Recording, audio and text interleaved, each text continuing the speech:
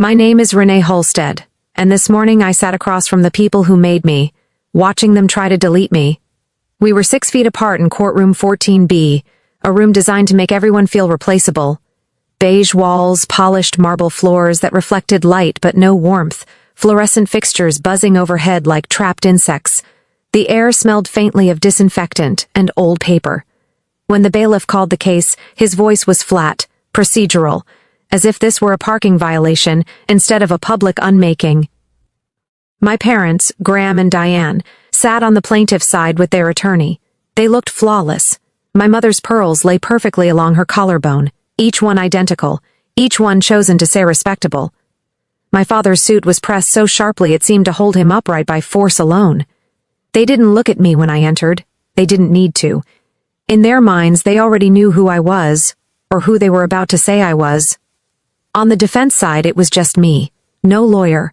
No quiet reassurance whispered at my elbow. Just the hollow echo of my heels on marble, and the awareness of how alone a person can be even in a crowded room. I sat, folded my hands in my lap, and waited. Their attorney stood first. He spoke with tidy outrage, the kind that comes from confidence, from believing the truth will cooperate.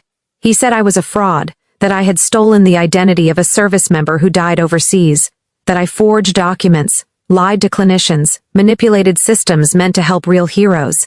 He said I collected benefits I didn't deserve. No military photos, he said, no discharge packet, no one who could confirm I ever served.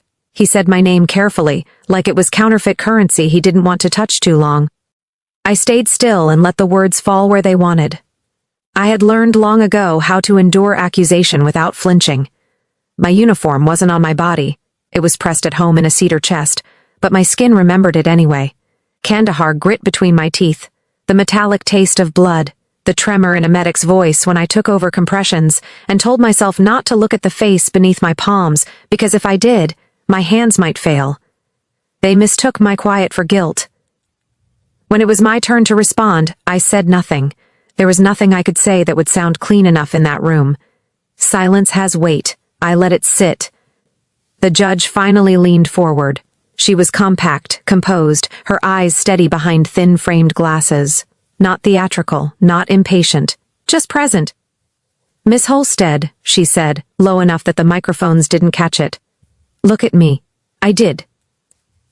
Something in her expression shifted. Recognition, slow and sharp, like ice breaking under pressure.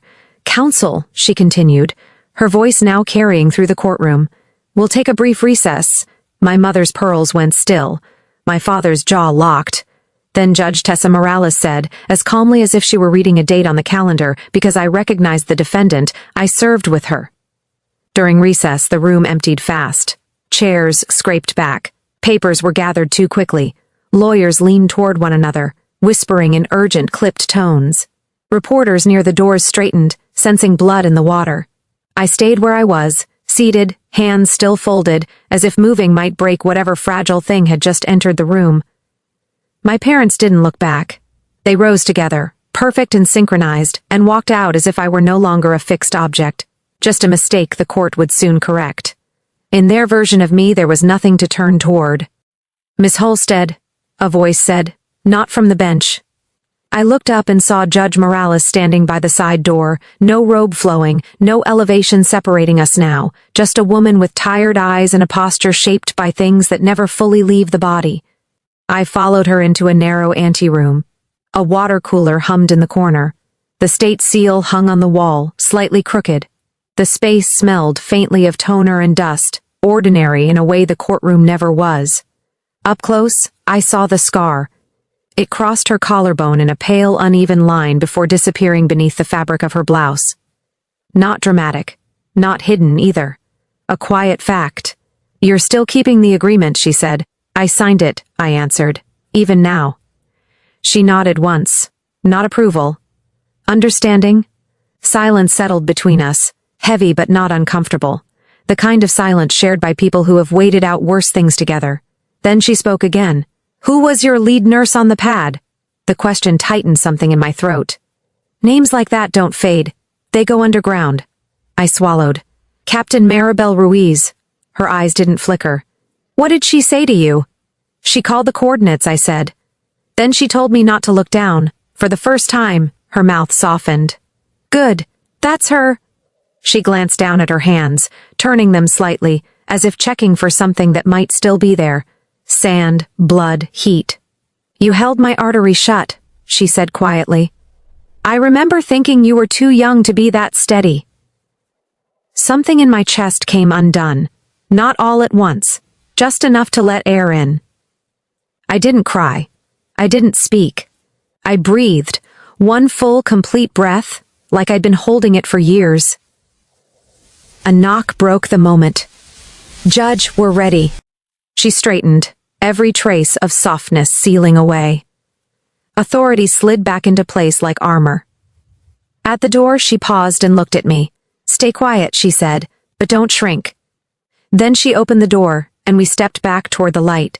We walked back into the courtroom together, though the distance between us returned the moment she took the bench. The room felt colder now, sharper. My father's attorney was already on his feet, confidence bright in his smile, as if recess had only strengthened his case. My mother adjusted her pearls, a small, habitual motion. My father stared straight ahead at the bench, his expression fixed, like authority could still be negotiated if he refused to blink. Judge Morales sat, arranged her papers, and looked at counsel. Approach, she said. We're going to correct the record. At sidebar, she didn't lower her voice. She spoke clearly, deliberately, every word placed where it could not be misunderstood. The plaintiff alleges the defendant fabricated her service. The defendant's military records were filed under non-disclosure for a provisional joint task force. This court will not punish her for obeying lawful orders. My father's attorney tried to interrupt. Fairness, due process, the danger of precedent. Judge Morales slid a sealed envelope across the bench without looking at him. Pentagon liaison, she said. Emergency exception. Limited release. The clerk opened it. Paper met wood in sharp final sounds, deployment logs, commendations, a medevac form stamped with redacted roots and a call sign printed in black. Doctor, my call sign, the one I had carried in my mouth for years without ever speaking it, the one that burned quietly, like an ember I'd learned to swallow. My mother's pearls trembled. My father's hands tightened around his water bottle until his knuckles went white. Judge Morales faced the room. For the record, she said. I served with Miss Holstead in Kandahar. She pulled me from a burning vehicle and held pressure until the bleeding stopped. I carry the scar. No one moved. Even the attorneys seemed to forget how to breathe. Case dismissed with prejudice. The gavel fell once, clean, final. My parents stood and left without a word. Their footsteps were clipped, precise, already rewriting me into something they wouldn't have to explain. Outside, humidity clung to the courthouse steps. Veterans I didn't know nodded at me as I passed, a quiet recognition that didn't ask for proof. Reporters called my name, voices sharp with hunger, but I kept my head down and walked through them. That night, I opened the cedar chest, the uniform, field gloves. A chipped coin Judge Morales had pressed into my palm years ago, murmuring, "Don't let them make you small." I placed it beside the papers and stood at the window until my pulse slowed.